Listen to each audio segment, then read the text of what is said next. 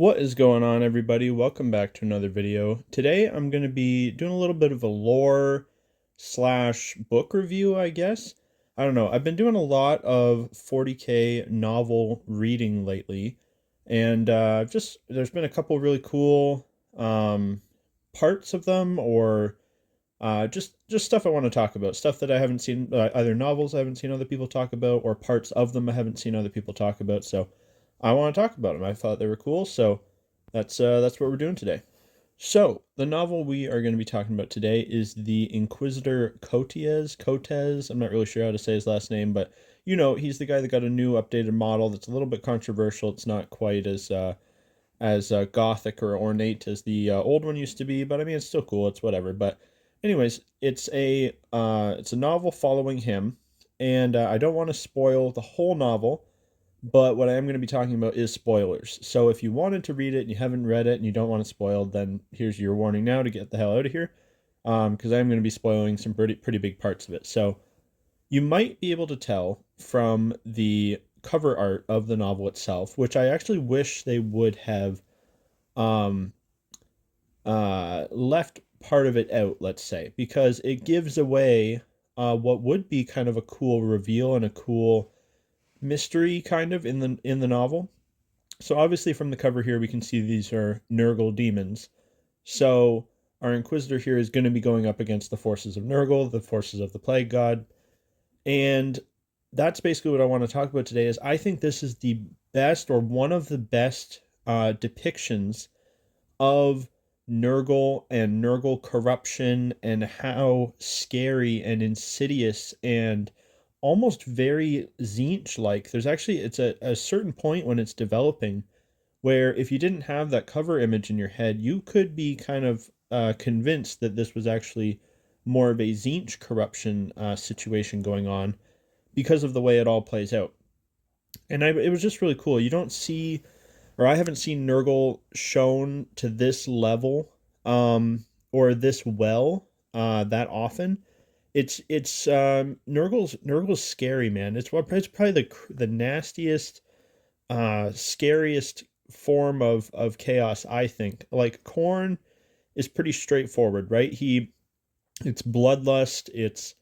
It's taking, yeah, how he it's like that's what's interesting about chaos. I know I'm kind of getting sidetracked here. Like chaos is interesting to me when it's not just like oh, this person's evil because they're evil, or this person's corrupted because they touched this artifact and now they're corrupted, or this guy cast a spell and now they're corrupted. It's interesting when it corrupts people with the best of intentions in different ways for the different gods, right? So like Khorne, it can be like a noble man on a quest to avenge his loved ones and his family, and it just feeds off of that it's like he's got a noble purpose, but it's a purpose that's laced with blood, and it stokes it in him. It stokes those fires of vengeance and and wanting to cause pain back on the people that caused him pain, and to avenge that loss, or it's tapping into like a warrior spirit to be better and to excel and to be the best. And then that could even go into like a Slanesh thing where like it's that obsession, it's that wanting to be the best and wanting to be better, and it's that self-improvement to a fault. Zinch, it's like the quest for knowledge. Like it could be the purest of intentions, like knowledge. You're so hyper focused on finding a cure for an ailment, or a way to save lives, or to prevent a catastrophe, or something, and it's but you don't notice the signs that you're going down the path of damnation. So to set the scene, right? And again, I'm gonna try to like just talk about this part without spoiling some of the like bigger things going on in the novel, and it's gonna be kind of hard. There's gonna be some, I don't know how I'm gonna be able to do it, but I just wanted to talk about it because I thought it was really cool. So you have this world, it's Imperial world, sparsely populated, mining colony world, right? So there's like little mining, like operations kind of dotted around the planet. Not really big, like proper like hive cities, because the planet is rich in certain resources that the Imperium wants, just enough to make it worth it to maintain the mining operations there, but it's horrific, horrific living conditions for everybody that lives on the planet, even the people of a slightly higher class. Like the air itself is so toxic and polluting. The just the dust and the chemicals and stuff that are blowing around there. Like people slowly have like these crystals growing on their skin. The longer they're there, the more they grow. It gets into your lungs, gets into your bodies. I think they said the life expectancy for people on this planet is in their like 20s. Um, so it's terrible conditions, right? But so it's a shitty little backwater world, and so obviously an easy target for corruption, right? That's like the Imperium is its own worst enemy in all these cases, right? You when you have so many weak, forgotten, downtrodden, neglected people in your population, billions and billions and trillions of people that are all living in misery, all you got to do is dangle that little light at the end of the tunnel, whichever way it is, and they're gonna go to it. Like, and they're purposely kept unaware of what chaos even is, so they wouldn't know. They would have no idea of what the possibilities are, right? The demons and all this stuff, right? So you've got this worker, and he has a spouse or a wife that he loves, and she's the most beautiful woman he's ever seen, and that's the one little light in his life, the one little good thing in his life, and he just wants, he find a way off this planet, like keep her alive, keep, find a way out of this. That's all he wants. And then he gets the little whisperings in the back of his head, and they're so subtle, and it's almost like at first he thinks it's just like his imagination, like coming up with the idea, like it's his own. It's just that little voice in your head that sometimes gives you a thought, or a thought comes out of nowhere kind of thing, and it allows him to find these forgotten little passageways in the mine, and find more little tunnels and more little areas to get into. And he notices, oh well, when I get in here, the air is better, the air is cleaner in here, and oh, and this one has food in it, like good proper food, not just corpse starch, like actual real food. And he brings his love in there, and he's because she's not well, she's dying, from the infections of the crystal growths and the pollution and whatever, and he gets her in there. I just need to keep going. I get her into this room, and the air is a little bit better, and that seems to help a little bit, and I get her some real food, and maybe she can get her strength back, and that's it. And then he starts to realize that it's not just him coming up with these ideas. He thinks it's like a guardian angel. Like maybe it's the emperor, maybe it's somebody it's something that's looking out for him, something that's going to help him. And so he's doing this, and then he's slowly sharing it with more and more people. He's getting more people involved, and when he makes it into another area, it's like a forgotten part of the world, and it's hinted it's like kind of from like an earlier civilization, maybe like ancient humanity, like before the Great Crusade and all that. Um, and then he meets like the actual entity, okay, has been speaking to him, and it's been telling him these things, and it's so helpful, and it's so encouraging, and it's just the more he does, the more filled with life he feels, and the more he sees his friends start to feel better. They're eating this good food, they're breathing this cleaner air, and it's sparking a rebellion in them. It's showing them where to find some weapons that were forgotten by the Imperials. It's showing them, hey, you can change your situation, you can get your way out of this. This is a way. And all we ask is that you do these little things for us. Like it has him like enter a pool of black liquid, and he's a little bit unsure about it, and he's kind of hesitant, and it coaxes him on, and he goes into it. And you know what? He feels great. He feels better than he's ever felt. And everything's going so well. And it's all just to save the woman he loves, to save his friends, to get a better life for everybody. And you go through the whole story, and that's just his perspective. Now, the perspective of the Inquisitor and the Inspector of some of the other people, as events are slowly unfolding, and it's a slow burn, and then it just goes fucking insano style in the last quarter of the book or whatever. We're talking, it's the planet itself is becoming unstable. Like there's no real like life on the planet, and now everybody's seeing like flies everywhere. And now there's like Nurgle cultists that are attacking things. And or like, they don't specifically say Nurgle. They never really say like, oh, this is Nurgle, but it's like, oh, we see cultists are starting to attack, and oh, they were hard to kill, and oh, now they're seeing, and oh, these ones are horrifically mutated, and they've got one eye and a big grinning mouth, and all these disturbing things are happening, and they're getting their way closer. The planet's becoming more and more unstable. There's earthquakes, there's chasms opening up, there's all these things, like the planet is like gonna go. And there's this saying that all the rebellion cultists are saying. They're saying like that, I forget what the name of the planet was. Whatever the name of the planet was, they'll say it will rise, it will rise again. And so they're thinking like, oh, it's going to rise in rebellion. We're going to make whatever great again.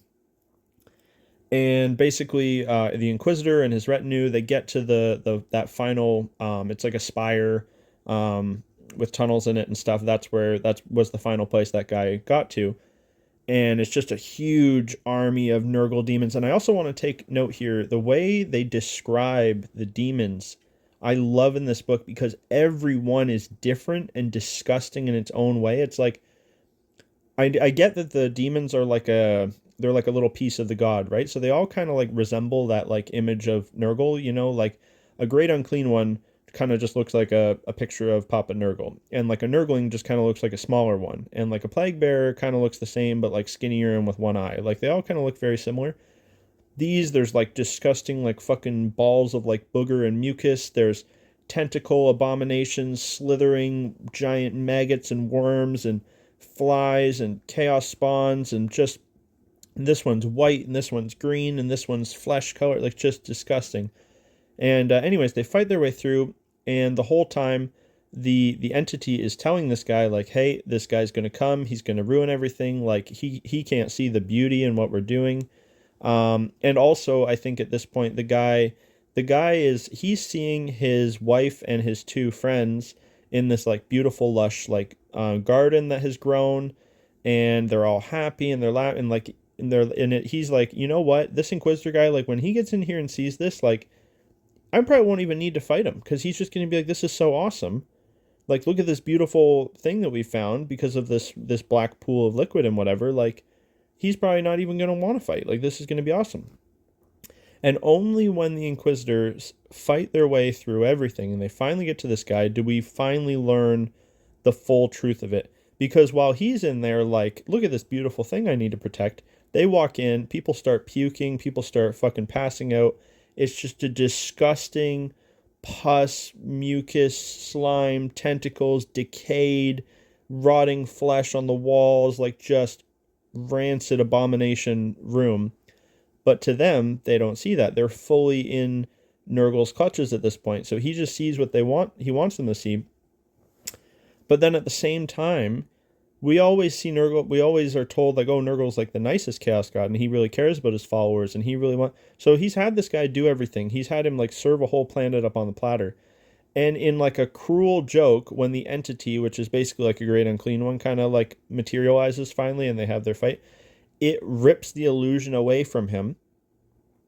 And he sees that his wife and his friends that he's been talking to, and it seems like they're all good, they are nothing more than rotten, like desecrated remains on the ground that are still kind of like, kind of trapped between life and death. And it's just like her face like melded into the floor, like just horrific. He looks down at himself and like his guts are falling out and he's just a mess.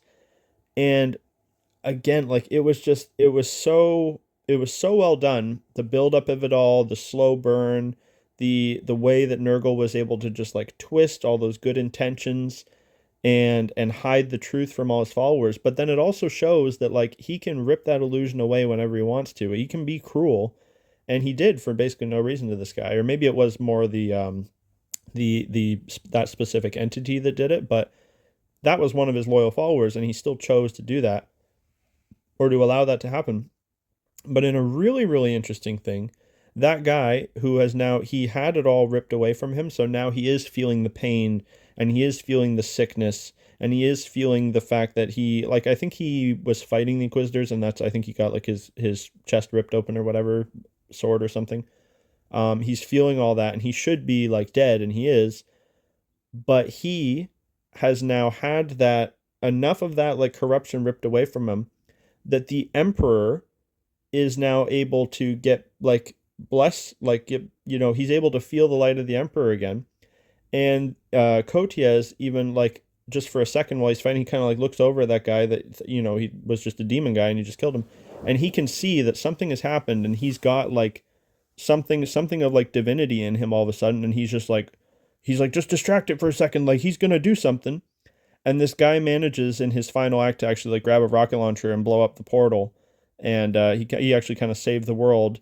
So it was kind of a weird thing too, where like you don't see people that far gone get redeemed really ever, but he did, and he kind of saved the day. So I just wanted to shout out that story. It's kind of a under the radar one. I haven't seen much people like talk about that or talk about lore snippets from it, but I really enjoyed it. I've, like I said, been reading quite a bit more lately, and that was kind of a random one-off one that I wouldn't have normally read, but my friend loaned it to me and said it was good, so I gave it a try. And yeah, if you've read it, maybe let me know what you think, or if you've got other really good depictions of that the corruption, where it's corrupting the path. The road to hell is paved with good intentions, right? It's people at their lowest, just wanting a way out. There are people that are trying to do something good, but with a flaw, and it can just get twisted, and they twist it just slowly that they don't notice it, and maybe by the time they do notice it, way too far gone, and now you're stuck. And yes, I find those stories really good. So yeah, let me know what you guys think, and I'll catch you in the next one. This has actually been a rare time for me, so maybe it won't seem believable because the way I am.